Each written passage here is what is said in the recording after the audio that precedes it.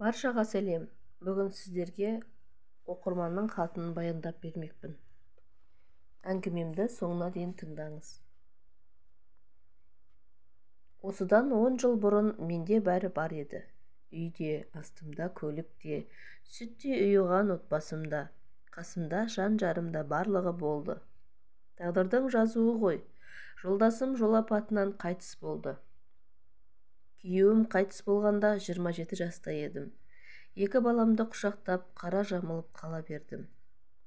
Туған шешем күйеуімнің 40-на дейін Алматыға келіп тұрды. Одан кейін әркімнің өз шаруасы бар емес пе? Шешем жазғытұрым келемін деп ауылға қайта кетті. Күйеуімнің көзі тірісінде шешем үйге жиі келетін еді. Ондағысы келіндерім жақтырмайды. Жалғыз қызым сені сағалаймын дейтін. Бірақ тумысынан мазасыз қыршаңқы шешемді келіндері онша жақтыра қоймады. Жеңгеммен бір ұрысып, екі бауырымның әйелдерімен бір ұрысып жүріп, ақыры оның келіндерінің алдында сыйып кетті. Маған келсе де жүйкемді жұқартып, күйеуім екеуміздің арамызға от салып шалғыстырып отыратын. Бірақ туған анам ғой деп барлық қылығына шыдап баратын едім. Сөйтіп жүргенде менің күйеуім қайтыс болды. Екі баламмен жалғыз қалдым. Шешем онда да тыныштық бермей, күйеуіңді жұттың, сен өлтірдің деп тиісе беретін. Апау, кезінде сол күйеуі балаңызды жақтырмайтын едіңіз ғой. Ол кетіп, менің не жаным қалды дейсіз десем, аузына келгенін айтып, ақыры бізбен төбелесіп, келіндеріне қайтып баратын. Олармен ұрысып, долданып, маған қайта келетін. Осылай екі ортада неше жыл жүрді де қойды. Өзгерер деп қанша күттік, бірақ үмітсіз ақталмады. Үлкендігін танытып, өзгерген шешемізді көрмедік. 2010 жылы шешемді қолыма алдым.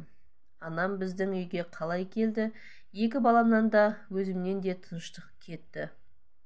Жұмыстан шаршап келсең, ызыңдайды, тиісіп сөйлейді, балаларымның жүйкесін жұқартты. Ұлдарыма қалай болғанда да ол біздің анамыз деуші едім. Ақыры шыны керек, менің де шешеме деген шыдамым таусылып бастады. Қаржының жетіспеушілігі, жалғыз өзіме бір отбасын асырау, несие төлеу деген әбден титықтатқан еді. 3 жыл шыдадым. Бір күні менің де тілім шықты. Ақыр аяғы екеуміздің арамыз ашылғаны сонша, ол мені 30-дан асқан жасыма қарамай ұратын болды. Бір күні сондай бір кезекті жанжалдан кейін шешем үйге полиция шақырды. Қызым ұрып жатыр деп. Бұл оқиғадан соң да үйге неше мәрте полиция шақырды. Содан бір күні мен шешеммен ашық сөйлестім. Не керектігін айтыңызшы десем, шешемнің көздегені әріде екен. Менің құлағыма тыныштық беру үшін мен ауылдағы шешемнің тұрып жатқан үйіне барып тұрып, ауылдың мектебіне жұмыс істеуім керек екен. Ал шешем менің осындағы 2 бөлмелі үйімді алғысы келеді. Ақыры күнделікті мұндай қысымға шыдамаған менің расымен де жүйкем сыр бере бастады. Түнде таң бозына дейін ұйықтай алмайтын болдым. Екі ұлымның да еркелігін көтере алмайтын деңгейге жеттім. Ашулансам тырысқақ ұстайтын болды. Сөйтіп жүріп мені невропатолог дәрігер тіркеуге алды. Шешем оныма да қарамады. Маған деген қысымын көбейте берді. Ақыры мен мектепте сабақ бере алмайтын дәрежеге жеттім. Сабақтың үстінде балаларға ашулансам, қалшылдап қалатын дәрежеге де жеттім. Дәрігерлер инфекциология деп диагноз қойды. Психиатрдың тіркеуінде тұрдым. Міне осылай денсаулығым кері кетті. Бір күні шешем маған бір қағаздарға қол қойдыруға әкеліп тұр. Мына қағаздарға қол қойып бер, мен ауылдағы үйді сенің атыңа қоямын. Өйтпесем, ана ауылдар сатып жібереді деді. Мен бірден жоқ, керек емес деп бас тарттым. Ішімнен, мен ауырған соң ақылы кірейін деген бе деп қоямын. Сөйтсем, ерте қуаныппын. Бір күні біраз уақыттан соң әлгі қағаздарды оқып отырсам, арасынан мені 2 баланы асырауға мүмкіндігі жоқ, үй жайға да қарауға мүмкіндігі жоқ, есінен ауысқан жынды деген анықтама хаттарды көрдім. Мұндайды кім көрген? Туған шешесінің туған қызын жынды деп анықтама алуға барын салып жүргенін кім естіген? Әлгі жерде ары қарай не болғанын білмеймін. Көзімді ашсам, ауруханада жатырмын. Үстімдегі өз киімдерімді шешіп, арнайы аурухананың киімін кигізіпті. Ақырын есімді жиып, бажайлап қарасам, бұл әдеттегі емхана емес тәрізді.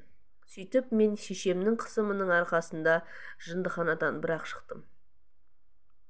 Мен бұл жындыханада өзімнің жынды емес екендігім әбден дәлелденгенше 8 күн жаттым. 8 күннен соң дәрігерлер бастапқы санаттағы инфекциология деп диагноз қойды да мені үйден ем қабылдауға шығарды.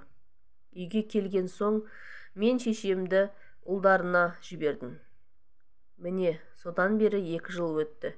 Шешеммен сол 2 жылда сөйлескен емеспін. Осылайша тыныштыққа қол жеткіземін деп туған шешемнен ажырап кеткен жайым бар, деп оқырманым әңгімесін аяқтаған екен.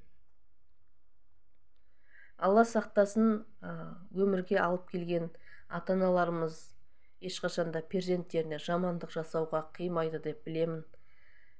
Әркімнің жағдайы әрқалай. Егер сізге әңгіме ұнаса, маған тіркеліп, қоңырау шаны басып қоюды ұмытпаңыз. Алда бұдан да қызық оқиғаларды баяндап беремін. Келесі кездескенше сау болыңыз.